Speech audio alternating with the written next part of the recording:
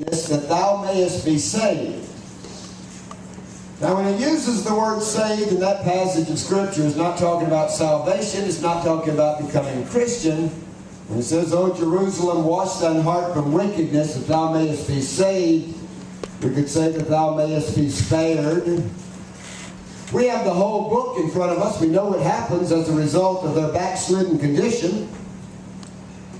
There was the Babylonian captivity. It lasted for 70 years. God gave them a clear plan that they did not have to go through this Babylonian captivity. They could be saved from it. They could be spared from it had they only changed their ways. And He gave them a clear path to change their ways. And that was the path that we talked about the other evening. And all they had to do was just turn to Him.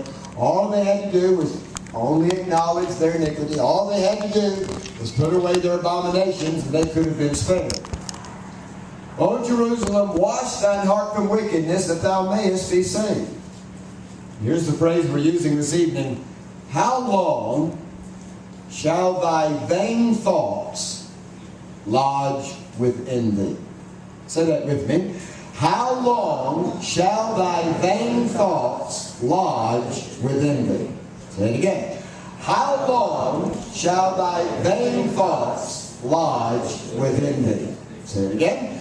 How long shall thy vain thoughts lodge within thee? Now I want you to use the voice inflection, how long shall thy vain thoughts lodge within thee? Together.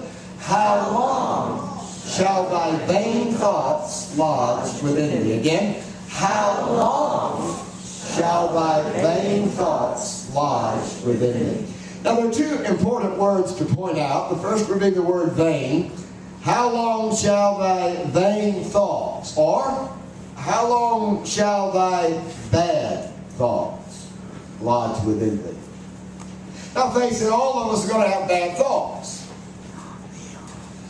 We will from time to time think about things that we ought not think about. That word vain can mean bad or evil. How long shall thy evil thoughts lodge within thee? Say it like that. How long shall thy evil thoughts lodge within thee? Bad thoughts, evil thoughts. It can also just mean non-essential thoughts. Vain, non-essential to your life, not important to your life, not needed in your life. How long shall thy vain thoughts, thy bad thoughts, thy evil thoughts, these thoughts that are not necessary, these thoughts that are not worth having, how long shall they lodge within thee? Well, another word to look at would be the word lodge. How long shall thy vain thoughts lodge within thee? Now the word lodge has different meanings. If I take this microphone stand here, instead of my microphone holder on it, I jam my thumb in it. My thumb is now lodged. So we understand the meaning of the word lodge. It means to get stuck. So we could read the verse, how long shall thy bad thoughts get stuck in your brain?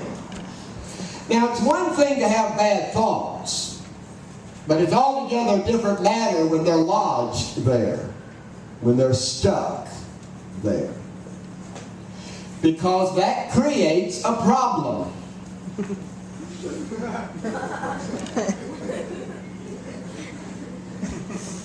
A big problem. So we understand the word lodge. It means that something is stuck. Want some help? I need help. Because when something's lodged, you have a problem. And it can be a painful problem because it cuts off the blood circulation. So we understand the word lodge. It's a problem. You want me to help you? Yes, please. I pull, you pull. So it is now no longer lodged. The word lodge has another meaning. Sometimes a building may be called a lodge. Sometimes you go to a camp, the main building at the camp is called a lodge. You have a ski lodge. Or sometimes you might see the sign when you're driving around town, motor lodge. It's not a place for motors. But anyway, you drive your car there and you can stay at the motel for a period of time. So the word lodge can be a building. It's a place where you live. It's a place where you reside for a period of time. How long shall thy vain, bad thoughts live? Reside within thee. Let me understand. I need a couple of men to come help me here. How about you come help me there? Yeah, out there. And how about you help me right here? You stand right there and you stand right. What's your name? Riley. And Riley. Chicken! What's your name? Jacob. Okay. Riley and Jacob. Riley's going to get to be the good guy. Yeah. Say hi, Riley. Hi, Riley. He's a good guy. Jacob is a bum. Let me describe Riley for you. Riley is a multi-billionaire. Lucky. Spare some change. He's kind, he's generous, and he loves giving money away. Spare some more Matter of change. fact, how many of you think of something, if you only had money, you'd go out and buy it? If you only had the money, there's something you'd like to buy. You go, your hand in the air? All right, if you'll see Riley after the service, he will give you the money. That's the kind of guy he is. He's kind, he's generous, and he loves giving his money away to meet the needs that you have. Good guy. Jacob, on the other hand, is a bum. Say that together. Jacob is a bum. You're not being very kind, but truthful. One day, Jacob moves to town. We're moving forward in their lives. Both of these gentlemen are married. What? How does it Not only is Jacob married, he has 12 children. Oh my God. Yeah.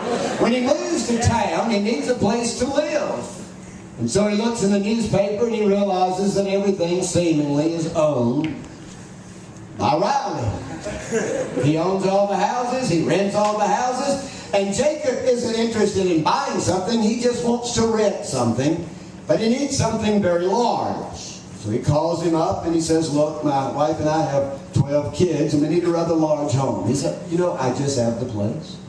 There's a place out on the lake. It's a mansion. It has 13 bedrooms. All 13 bedrooms open up into an indoor Olympic-sized swimming pool. It's absolutely a beautiful home. Would you like to see it? He said, well, sure. And they drive out to see it. And Riley shows him his home that is for rent.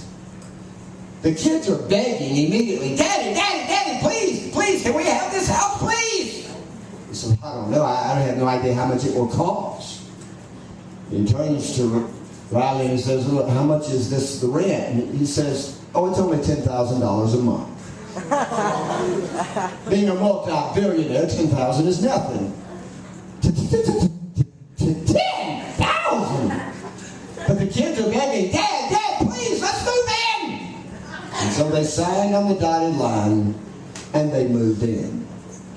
Riley does not know that Jacob is a bum. In fact, Jacob is a bad renter. Say that with me. Jacob is a bad renter. Say it, emphasizing the word bad. Jacob is a bad renter. Do you know what a bad renter is? Somebody who can't pay rent. Somebody who wrecks your home. That too. Somebody who does not pay the rent on time, if at all. Let me describe the first month. It was unbelievable. Do you know what 12 kids like to do with magic markers? They wrote on every wall throughout the entire house. You have now multi-technicolor walls in every room of the house. Oh, they let all the animals live inside, pigs included. And one day one of the pigs was running by and they kicked at the pig and missed it. One of the kids kicked a hole right in the wall. And all the other kids, that looks like fun. And so they go to the house. Holes everywhere as they practice their karate and judo. Big karate. The doorbell rings. Guess who's here? Riley. Notice the big smile on his face. He's here to collect the rent of $10,000. Notice Jacob is smiling. That's because he doesn't know who's outside. Jacob comes to the door and he opens the door. What does Riley say? Do you think Riley walks in the house and says, "Hey, I like it. Hey, I like the color of the wall. Yes. This is a good idea. Hey, the holes in the wall. Ventilation, one room to another. Good idea." Do you think that Riley is going to be happy that his home is being destroyed? Yes. No. The value is going down. But wait a minute. Oh, he's a good guy. Always willing to give the second chance. Jacob, I am not happy. Do you understand? I don't wipe that smile off your face. The color of the walls, I want it all changed, I want it painted, I want it put back to normal. You understand? The holes in the wall, I want them fixed. Do you understand? Yes, sir. Are you going to tell your wife or you want me to tell her? Would you tell? I'll tell her. Oh, gosh, no. I want this home repaired. Do you understand? I want it fixed tonight.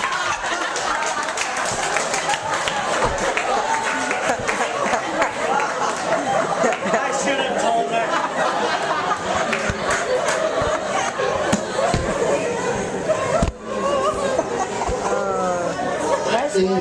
If you tell her, who would you go to? I don't know. Yeah. You mean you have more than one wife? So Riley means. Don't trust him. Let me ask you a question. How many of you think they fixed it all up and it got better? No. How many of you think it got worse? They know you real well, don't they? It did get worse. When you have a bad renter, it usually doesn't get better. Bad renters move in to destroy. The second month was worse than the first. They never took the garbage out for one whole month. All the leftover food, they just rake it out on the countertop, and it was just a big pile of rotting food. Maggots crawling all in it. Yum. Yum. Rats infested the house. Awesome. Took a newspaper clipping out of Chicago about a lady who had not taken the garbage out of her house in 3 years. She was a cleaning lady. Oh, one day he got a raise at work and he was swinging from the chandelier, and all of a sudden it came crashing to the floor. The chandelier cost over $25,000. The doorbell rang. Riley's here. He's smiling because he's here to collect the rent. Jacob, smiling because he doesn't know who's outside.